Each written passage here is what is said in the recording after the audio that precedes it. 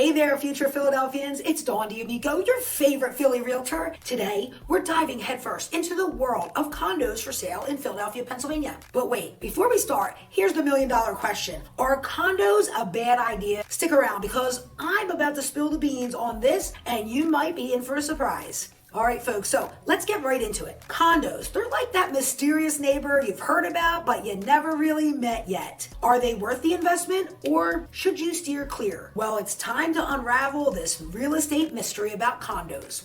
But before we jump into the condo debate, hit that subscribe button below and ring the notification bell. This way, you won't miss out on any of my future tips and insights about the Philly metro area. All right, let's get back to business. First, let's talk about the positives of condo living. One of the biggest benefits of owning a condo is that it is typically much less maintenance than owning a single family home. This is because a condo association is responsible for most of the exterior maintenance, such as landscaping, snow removal, and roof repairs. This can save you a lot of time and money, especially if you have a busy lifestyle or you just don't enjoy doing yard work. It can also give you peace of mind knowing that your home is being maintained even when you're not there. Here are some specific examples of maintenance tasks that you may not have to worry about if you live in a condo. Mowing the lawn, trimming the hedges, raking the leaves, shoveling the snow, cleaning the gutters, or painting the exterior, repairing the roof. In addition to exterior maintenance, many condos also cover the cost of common area maintenance, such as cleaning the hallways and the elevators, maintaining a swimming pool, the gym, or other amenities. Of course, there will still be some maintenance tasks that you will be responsible for as a condo owner, like cleaning the interior of your unit and making some minor repairs. But overall, condo living is a very low maintenance lifestyle. This will save you time and money doing it all on your own. Another great pro of a condo lifestyle is all the amenities. There are features and services that are offered to residents of condo buildings typically. They can be a great way to meet your neighbors, have fun, and make your life easier. Here are some examples of common condo amenities: a swimming pool, a fitness center, a clubhouse, a business center, guest parking, rooftop terrace, concierge services, and pet-friendly amenities like dog parks or pet washing stations. The specific amenities that are offered will vary depending on the condo building. However, most condo buildings offer a variety of amenities to appeal to a wide range of residents. Amenities can make your life easier and more convenient and can add value to your condo and also provide a way to meet your neighbors and make new friends. If you are considering buying a condo, be sure to ask about the amenities that are being offered before you put in your offer. And the biggest pro of all is the affordability. Condos are typically way more affordable than a single family home, especially in urban areas like Philadelphia. This is because condos are smaller than single family homes, which means you're paying for less square footage. Lower price tags mean a smaller down payment and a smaller mortgage payment for you. This can free up more money in your budget for other things like saving for retirement or traveling. If you're looking to live in a desirable area such as downtown Philadelphia, a condo is the most affordable way to do it. Besides being more affordable than single family homes, condos offer a variety of other benefits like convenience, amenities, and the opportunity to live in a more desirable area. Next, let's look at the cons of condo living. First, are the association fees. These are monthly or quarterly fees that are made by condo owners in the community to cover the cost of maintaining and improving the common areas and amenities. These fees can vary widely depending on the size and the amenities of the community. They typically range from a few $100s to over $1,000s per month. Here are some of the things that association fees will cover: landscaping and snow removal, maintenance of common areas like swimming pools, playgrounds, clubhouses, exterior maintenance of buildings like roofs and siding, insurance for the common areas, utilities for the common areas like water and electricity, and administrative costs like salaries for the association staff and accounting fees. In addition to the regular association fees, there may also be special assessments to cover the cost of major repairs or improvements. For example, if the community needs to replace the roof on a clubhouse, all the homeowners may be assessed a special assessment to cover the cost of that big repair. However, associations associations and the fees can provide a number of benefits to condo owners. This includes spreading out the cost of maintaining and improving common areas, maintaining and increasing the property values in the community. Associations can also help to foster a sense of community among the owners. One of the biggest drawbacks of association fees is that they can be expensive, and these fees can add up over time, and they can be a financial burden for some condo owners. Another drawback of associations is that they can be very restrictive. They often have rules and regulations that govern everything from the color of your house to the type of pets you can own. These rules can be inconvenient for some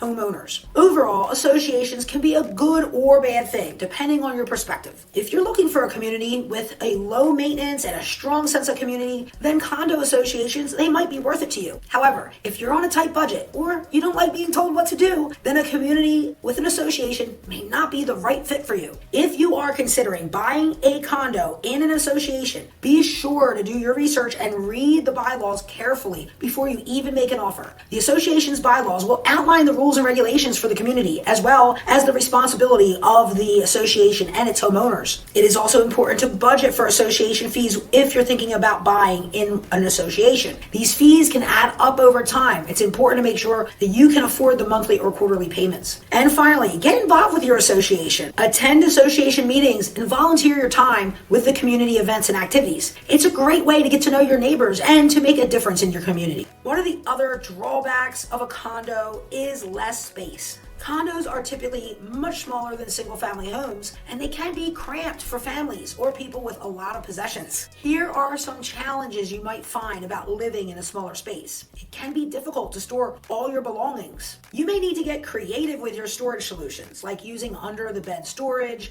or hanging shelves on your walls. You might need to choose smaller furniture for a condo to avoid making it feel cluttered. It can be difficult to move around comfortably in a small space, especially if you have multiple people living in the same unit. Noise can also be a problem in small spaces, especially if you live in a building with thin walls. Despite the challenges, there are also some benefits to living in a smaller space. They're much easier to clean. They're less expensive to heat and cool than a larger space. And of course, smaller spaces have a smaller environmental impact than a larger space. If you are considering buying a condo, it's important to weigh the pros and cons of living in a smaller space. If you're looking for low maintenance and a sustainable lifestyle, then a condo might be a great option for you. However, if you do need a lot of space or you don't like feeling cramped, then a condo may not be the right fit. If you do decide that you want to live in a smaller space, there are a few things you can do to make it more comfortable and functional. First, get rid of anything you don't use or need. Once you have decluttered, organize your belongings in a way that makes sense. Take advantage of your vertical space by using shelves and cabinets to store your belongings. And be sure to look for furniture that can serve multiple purposes, like a table with additional storage inside.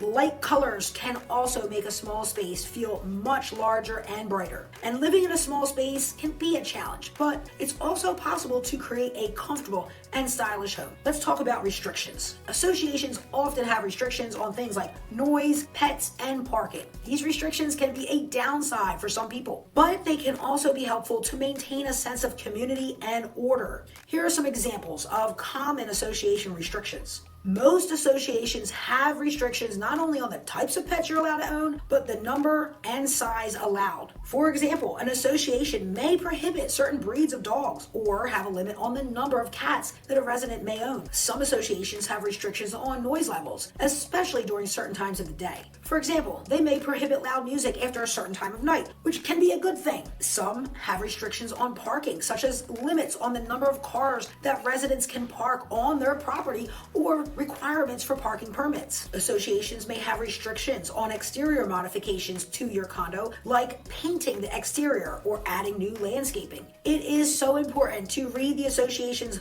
bylaws carefully before buying a condo so you understand the specific restrictions that are in place. If you have any questions about the restrictions, you should ask the board or your realtor before even making an offer. Rules and restrictions can provide a number of benefits, believe it or not, including helping to maintain maintain a sense of community by ensuring that all homeowners are following the same rules. This can help to create a more harmonious and enjoyable living environment for everyone. Association restrictions can actually help to protect property values by ensuring that all homes in the community are well maintained and that there are no nuisances that could deter a potential buyer. Association restrictions can promote safety by prohibiting things like loud noises and dangerous activity. Now, one of the biggest drawbacks of an association is that they can be very restrictive. Association restrictions can tell homeowners what they can and can't do with their own property, and this can be very frustrating for some homeowners. Another drawback of an association restriction is that they can be very difficult to enforce. Association boards often have to rely on volunteers to enforce the rules, which can be challenging, as you can imagine. Overall, association rules can be a good and a bad thing, depending on your perspective. If you are looking for a community with a strong sense of community that is well maintained, then a condo might be worth it to you.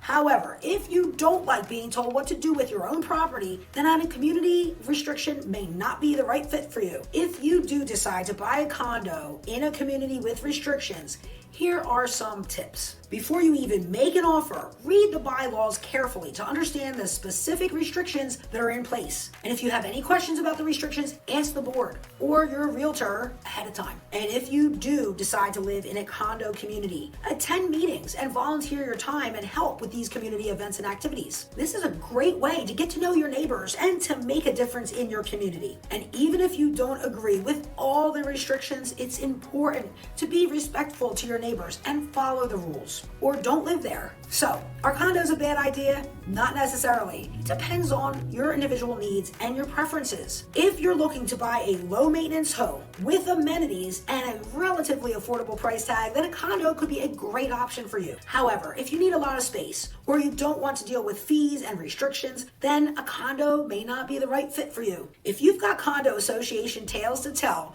or concerns about them, please share your experiences in the comments below. Your insights could be a game changer for someone else. All right, now that we've weighed the pros and the cons, here's where I come in. As a licensed realtor in Pennsylvania and New Jersey, I'm your guide to helping you make the right decision for your future. I've helped countless clients find their dream condos in the Philadelphia metro, and I've got the insider knowledge to make sure you get the best deal. So whether you're leaning toward condo living or maybe you're still unsure, don't hesitate to reach out to me. My contact details are in the description below, so let's chat, and together we will make your Philly dreams a reality. So, are condos a bad idea? It depends on your lifestyle, your preferences, and your goals. But what's not up for debate is the importance of having a knowledgeable realtor by your side. So make the move with confidence and reach out to me today. Don't forget to hit that subscribe button, like this video, and share it with your friends who are also considering the Philadelphia metro area. And together we'll unlock the door to your future home sweet home. Thanks for joining me, and I'll talk to you soon.